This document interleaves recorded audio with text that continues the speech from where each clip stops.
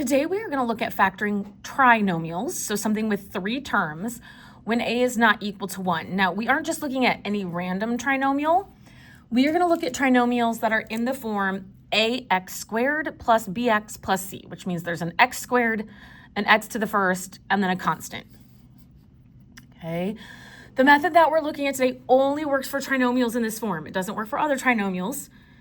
And this is what we are looking at when a does not equal 1, which means we will see a number sitting in front of that x squared. Okay, so if we look at this first example down here, 2x squared plus 11x plus 5.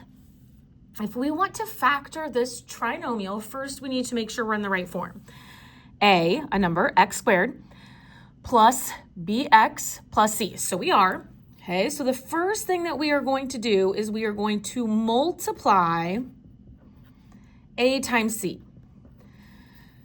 Excuse me.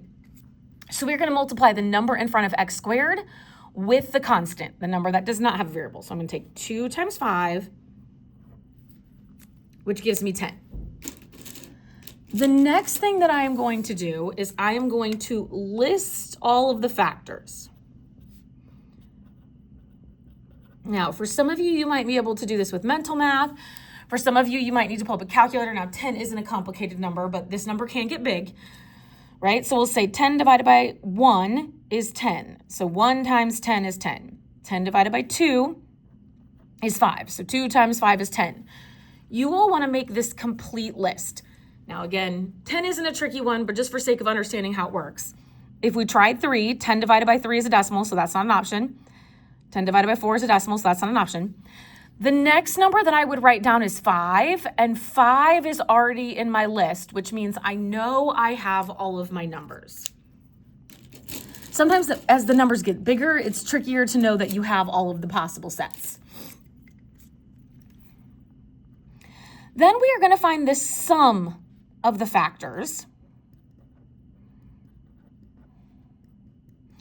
And we want the one that adds to b.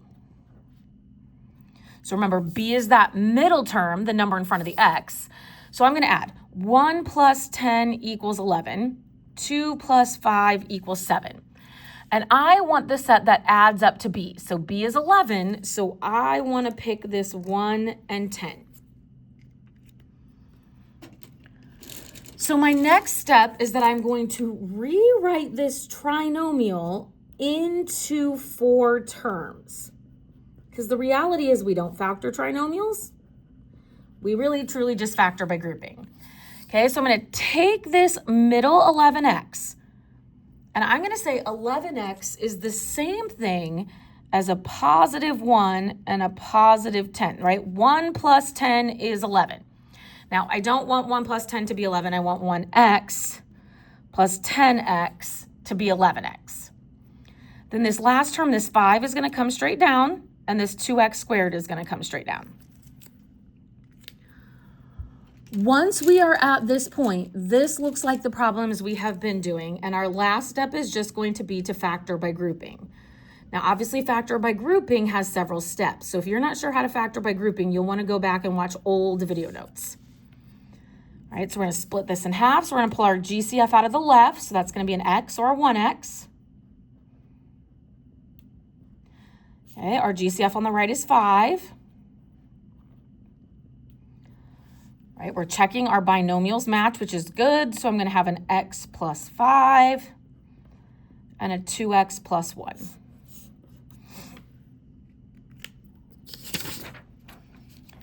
So really the key here is getting this rewritten into 4 terms to be able to be successful. So if we look at this next problem, we're going to take 7 times 2, which is 14. So we're going to list our factors of 14. 1 times 14, 2 times 7, 3 times nothing, right? We can keep going. There won't be any others. And we want the set that adds up to 9. So 2 plus 7 equals 9. So the 2 and the 7 is what we want to pick. So I'm going to split my 9x into a positive 2x, right? I'm using my 2 and a positive 7x. My last is coming down, my first is coming down. Oh, sorry, my letters don't match on here. Pretend these are all N's or all X's or something. That's a typo. Okay, then we're going to start factoring by grouping. So we have a GCF of n on the left and a GCF of 1 on the right. So we'll have an n plus 1 and a 7n plus 2. So we'll look at number 3. 3 times 4 is 12. So we make our list. 1 and 12. 2 and 6. 3 and 4, right? That's our full list. If I wrote down 4 next, it's already in my list. So 2 and 6 is the set that will add up to 8. So I'm splitting my 8 into a positive 2y and a positive 6y. My last term and my first term are coming straight down. And then I'm factoring by grouping.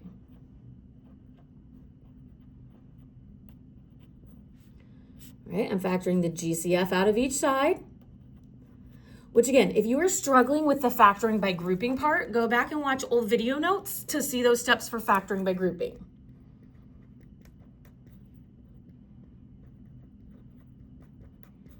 Okay, we'll get a y plus 2 and a 3y plus 2. Number 4, 3 times 3 is 9. So we get a 1 and a 9, a 2 and a nothing, a 3 and a 3, right? So the set that adds up to 10 is 1 and 9.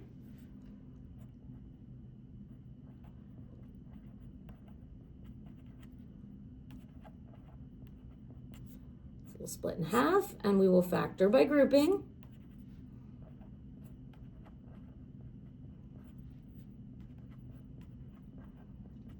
And so we'll get an a plus 3 and a 3a plus 1.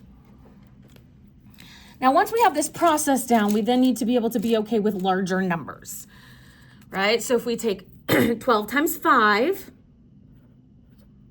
we'll get 60. So when we're making our list here, our list is bigger, right? 1 and 60. So if you need to pick up your calculator, 60 divided by 1 is 60. 60 divided by 2 is 30. 60 divided by 3 is 20. 60 divided by 4 is 15. 60 divided by 5 is 12. 60 divided by 6 is 10.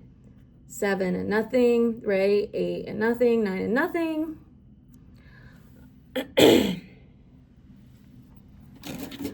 Okay, then we're going to look for our set that will add up to 19, right? So right here, 4 plus 15 gives me 19. So I'm going to split this into a positive 4m and a positive 15m, right? Getting that correct set is the key. Once we get that correct set, then we're pretty good. But if it takes you a little bit of time to find that set, make sure you're using the time to find it correctly, because if you don't have the correct set, nothing else matters.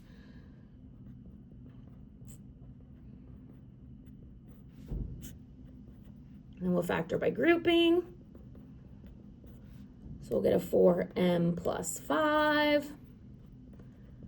And a 3m plus 1. Now, I would strongly suggest that you are pausing this video and trying to do the last two on your own to make sure you understand the concept, and then pressing play again to make sure you did them correctly. But here we go. So hopefully you already have those worked out. 8 times 8 is 64. Now, again, you don't have to make this entire set if you know you have found the correct one. The thing we're going to run into is that sometimes my students think they found the correct one, but they haven't, right? So 1 plus 64 is 65.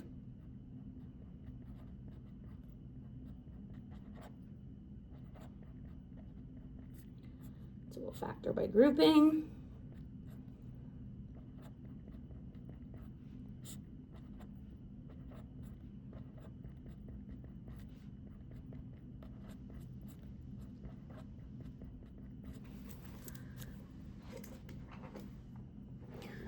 Okay, our next one I can tell just by looking at it, I'm going to need to make a little bit of a list because that one's not going to just jump out in my brain either. All right, so I'm going to take 24 times 12. I'm even going to use a calculator here to help me. All right, 288 does not just jump out at me at what adds up. So I'm going to do 1 and 288. 2 and 144. All right, and I'm checking some of these too. 3 and 96. 4 and 72, 5 isn't going to work. 6 and 48, that's not it. 7 gives me a decimal.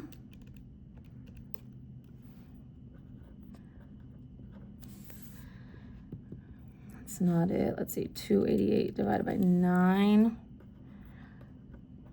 right, so it took me all the way down to here to find our set. And I just had to do the same thing that you all have to do. When I don't just automatically know it, I have to list. I have to work through the process just the same. Okay, so this is going to be a positive 9y.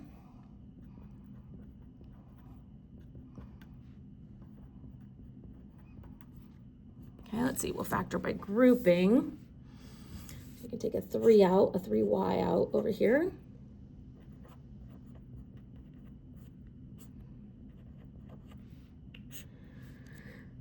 Maybe a 4 out over here.